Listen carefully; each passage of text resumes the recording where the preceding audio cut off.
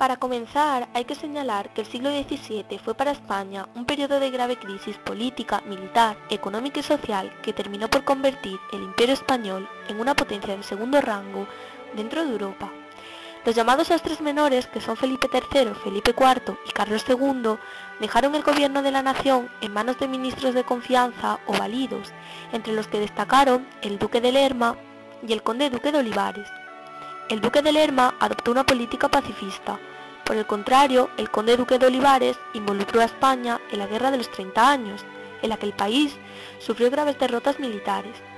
Unido a todo esto, España sufrió una grave crisis demográfica, consecuencia de la expulsión de casi 300.000 moriscos y de la mortalidad provocada por las continuas guerras, el hambre y la peste. La sociedad española del siglo XVII era una sociedad dividida. La nobleza y el clero conservaron tierras y privilegios, mientras que los campesinos sufrieron la crisis económica.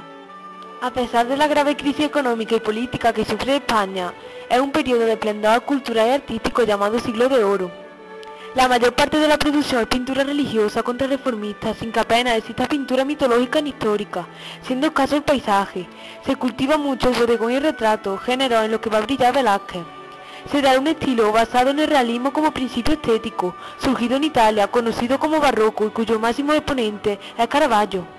Dentro del estilo barroco se pueden distinguir dos corrientes: el naturalismo tenebrista, con la figura de Ribera y Zurbarán, y el realismo barroco, donde destacan Velázquez y Murillo. En cuanto al tenebrismo, sabemos que es el nombre que la historiografía del arte da al periodo de la pintura barroca en su fase inicial, a comienzos del siglo XVII. En España se denominó naturalismo tenebrista a esta corriente, que está caracterizada por su originalidad y tendencia a representar escenas cotidianas o estados del alma, pero con gran sencillez y intensidad expresiva. Se tiende más a representar escenas religiosas y menos retratos. Como centros importantes durante este periodo se encuentran las ciudades de Sevilla y Madrid. El punto de arranque del movimiento naturalista en España es José Ribera, que nació en Játiva, en Valencia, en 1591 y murió en Nápoles en 1652.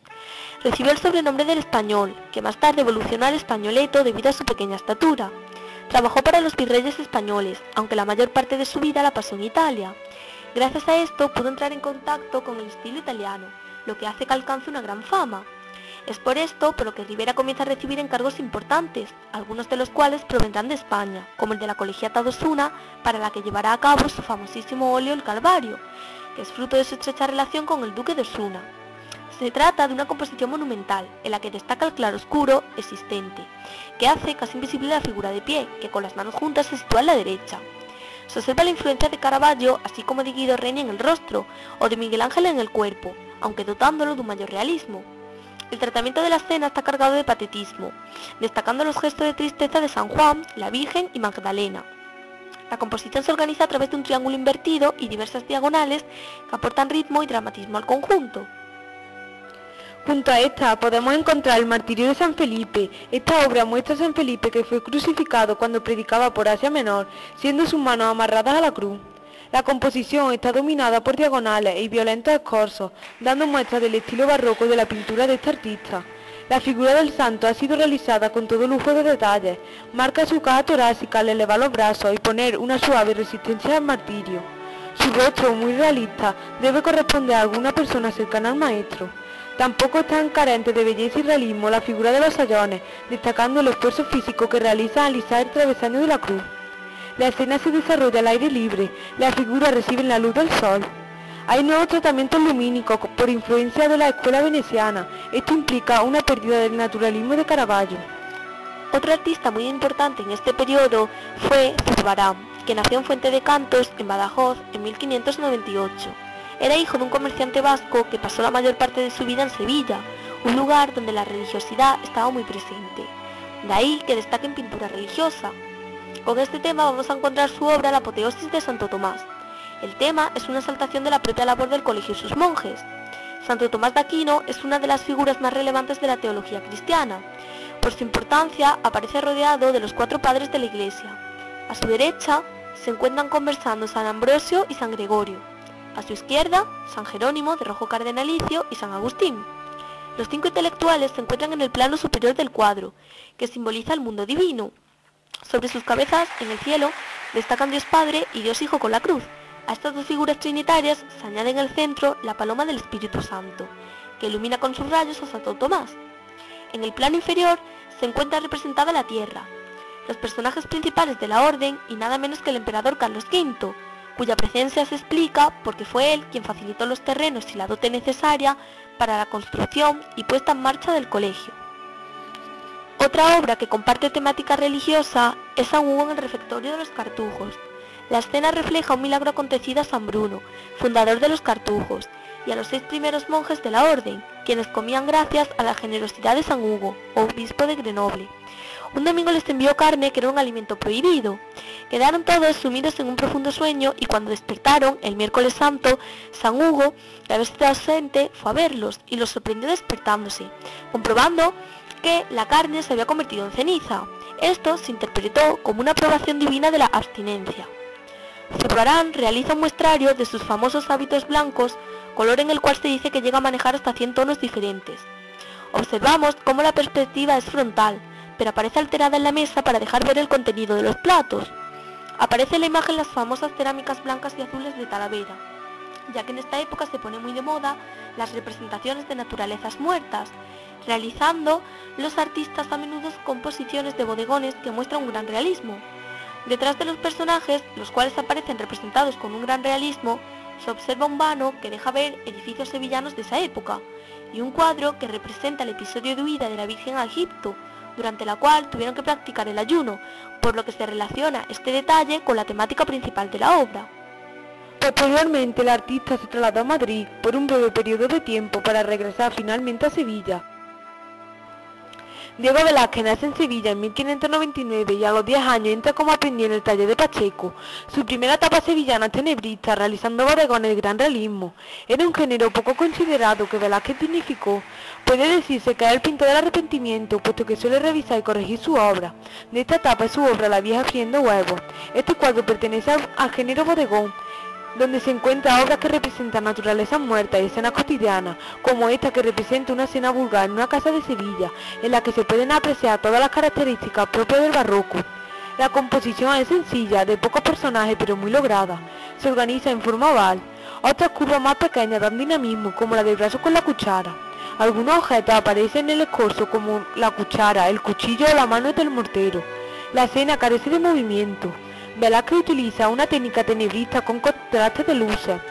Las manchas blancas de los huevos, así como el velo de la anciana, contrasta con el oscuro del fondo. Posteriormente, Velázquez se traslada a Madrid, donde va a ser nombrado pintor de cámara de Felipe IV, para el cual pinta el triunfo de Baco.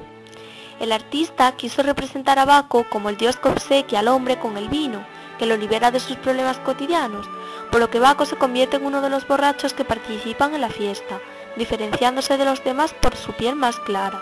El asunto ha sido tratado como una escena realista y popular, del mismo modo que si estuviésemos ante una merienda de amigos en el campo. Por esto, el título original ha sido sustituido popularmente por Los borrachos. La escena puede dividirse en dos mitades, la izquierda, con la figura de Baco muy iluminada, cercana al estilo italiano inspirado en Caravaggio, y la derecha, con los borrachines, hombres de la calle que nos invitan a participar en su fiesta, con un aire muy español similar a Rivera. Pintando esta obra fue cuando se dio cuenta el artista que podía mejorar y decidió viajar a Italia. Allí pintó por puro deleite personal la fragua de Vulcano, cuyo tema está inspirado en la metamorfosis de Ovidio. Apolo se acerca a la fragua de Vulcano para contar la infidelidad de su esposa Venus con Marte. Vulcano es un dios deforme, representado con sus defectos, en este caso la cojera, como era normal hacer en el barroco. Al escuchar la noticia, toda la fragua se queda petrificada. Esta sensación la ha conseguido perfectamente el artista. Velázquez se ha puesto en contacto con el arte italiano, como se observa la anatomía de los ayudantes de Vulcano, situados en diferentes posturas para demostrar el dominio de la figura. También se advierte el interés mostrado por conseguir el efecto espacial, recurriendo a disponer figuras en diferentes planos, ocupando todo el espacio. La luz también ha experimentado un sensible cambio al modelar con ella la forma de los cuerpos que revelan la estructura de los huesos y músculos bajo la piel. Asimismo, coloca dos huecos luminosos, la puerta y la hoguera. Velázquez también pinta cuadros mitológicos e históricos, así como paisajes, lo que significa una novedad en el panorama pictórico español. Un ejemplo de ello sería la rendición de Breda a las lanzas. Es una obra realizada durante su segunda etapa en Madrid. Representa un episodio de la Guerra de Flandes ocurrido en 1625.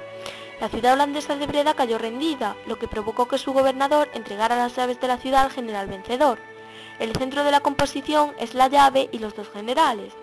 Las tropas españolas aparecen a la derecha, tras el caballo, representadas como hombres experimentados con sus picas ascendentes que, consideradas lanzas, por error dieron al cuadro el título de las lanzas.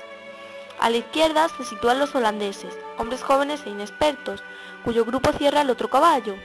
Todas las figuras parecen auténticos retratos, aunque no se ha podido identificar a ninguno de ellos, a excepción del posible autorretrato de Velázquez, que sería el último hombre de la derecha.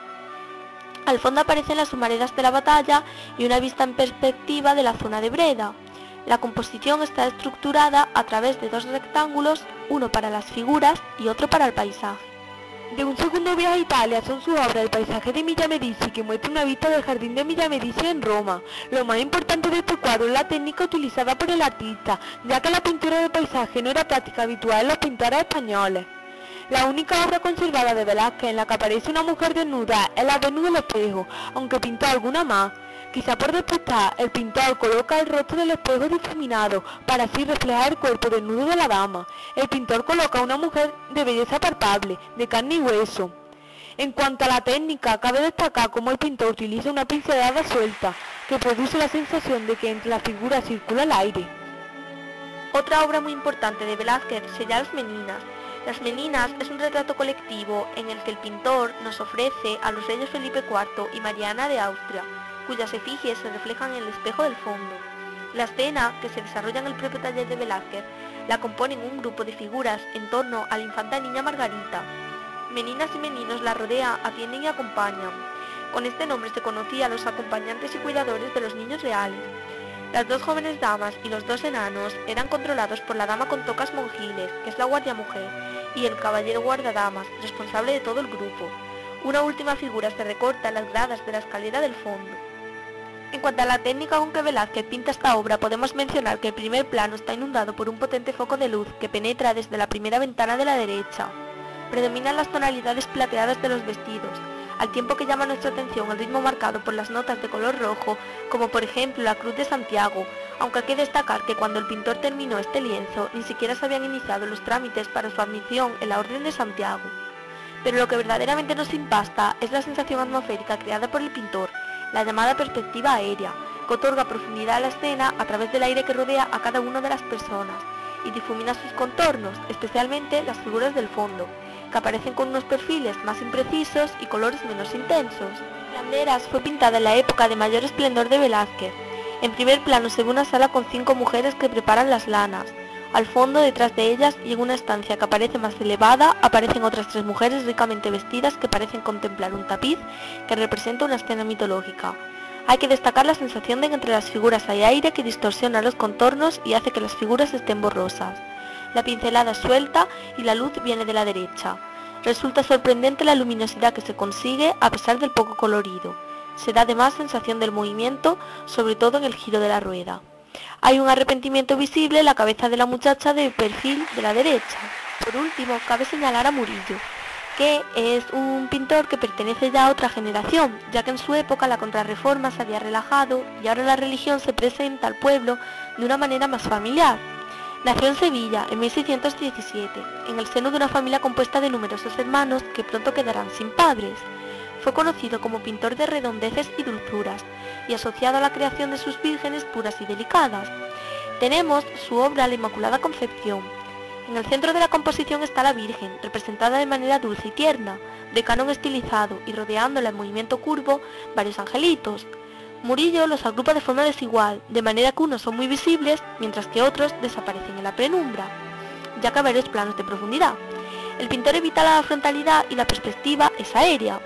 Destacan las líneas ondulantes, en los abultados pliegues del manto y las diagonales con abundantes escorzos. Murillo emplea una técnica iluminista.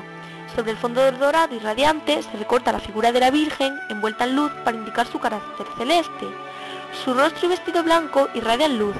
La zona izquierda, por el contrario, aparece muy iluminada, mientras que la derecha está oscura o en penumbra. Será en Sevilla donde el artista comienza a desarrollar su profesión de pintor.